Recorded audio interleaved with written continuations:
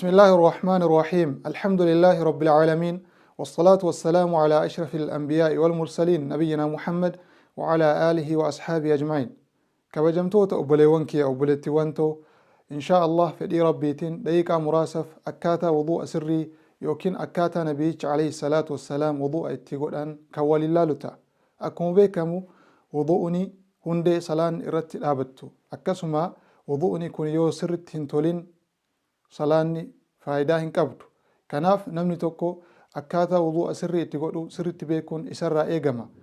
Maaliif salaanni tokko fudhatama qabachuuf ulaagaan isii inni duraa wudu'a kana sirriitti godhachuu waan ta'eef jechuudha. Yaa warra amantanii yoo gara salaataa dhaabattan yookaan ammoo salaata yoo barbaaddan faqsiluu wujuhakum fuulliin keessan dhiqadhaa yookaan fuula keessan dhiqadhaa. akkasuma ammoo wa aydiyakum harka keessanillee dhiqadhaa jedha Rabbiin subhaanahu wa ta'ala ila almaraafiqi hanga ciqileetitti dhiqadhaa jedha Rabbiin. Akkasuma ammootu mataa keessanillee haxaawadhaa akkasuma miila keessanillee ammootu hanga kiyyootitti yookaan koometitti dhiqadhaa jedha Rabbiin subhaanahu wa ta'ala. Kanaaf ka wudu'uni utubaa yookaan ulaagaa salaataa irraa isa tokko jechuudha. Egaa akkasuma namni wudu'a barbaade rigaa yookaan siwaakallee osoo fayyadamee baay'ee barbaachisaadha. Kunis sunnaa nabiyyicha alayhi salaatu wassalaam irraa waan ta'eef jechuudha. Kanaafuu namni wudu'a barbaade tokko eega keessa isaatiin onnee isaatiin niyyatee booda bismillah jedheetiniin wudu'a jalqaba. Jalqaba bishaan harka mirgaa isaatitti qicachuudhaan harka isaa sirritti dhiqata. Kanas qubbiin isaa sirritti jiisuudhaan keessa isaa sirritti jiisuudhaan harka ganaa isaa akkasuma gubbaa isaa akka argaa jirtan kanatti sirritti jiisuun dhiqachuutu isarraa eegama. Kanas yoo barbaade yeroo tokko yookaan ammootu yeroo sadi harka isaa sirritti jiisee dhiqachuu danda'a. Ergasii bishaan harka mirgaa isaatitti eega naqatee booda afaan isaatitti yookaan akkasuma funyaan isaatitti ol fudhata. Kanas istinshaaqa yookaan ammootu afaan ufiititti akkasuma funyaan ufiititti yeroo tokko bishaanuma tokkoon ol fudhata jechuudha. Bishaan afaan keessaa akkasuma gadi baafata funyaan keessaa ammoo harka bitaatiin gadi baasa jechuudha.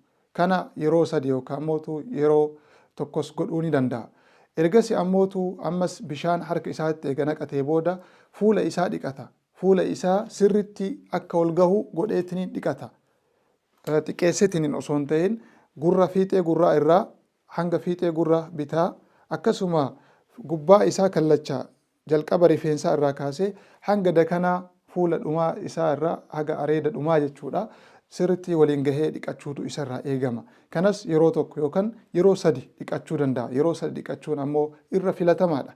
Ergasii ammootu bishaan harka mirgaa isaatti eega naqatee booda akkuma argaa jirtan kanatti harka isaa kan mirgaa hanga ciqileetitti jiisee dhiqata. Akkuma argaa jirtan ciqilee jalallee sirritti gubbaa isallee gara keessatilleen ammootu sirritti jiisee dhiqata. Kanas yeroo sadi godhuu danda'a. Akkasuma harka bitaatittillee bishaan naqatee harka bitaa isaa hanga ciqileetitti sirritti jiisee dhiqata. Yeroo harka isaa dhiqatu yeroo fedhe sadi yoo fedhe yeroo lama yoo fedhe yeroo tokkollee dhiqachuu danda'a. Ergasii harka isaatitti bishaan eega naqatee booda eega harka lamaaniin waliin tuqee booda fuudhee harka jiidhaa isaatiin rifeensa ufii yookaan mataa ufii haxaawata.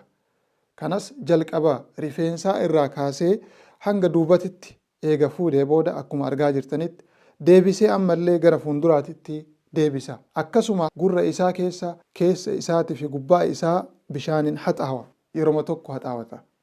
Ergasii miila isaa kan mirgaa akkuma argaa jirtanitti hanga koomee yookaan hanga kiyyootitti sirritti jiisuun dhiqata. Kanas qubbiin isaa keessa isaa sirritti jiisuudhaan akkasuma koomee isaa jala isaa miila jala isaa sirritti jiisuudhaan yeroo sadi yoo fedhe ammootu yeroo tokko sirritti jiisetiniin dhiqata.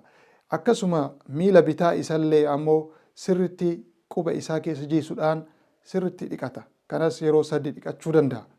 Haala kanaan wudu'a xumuree jedhama.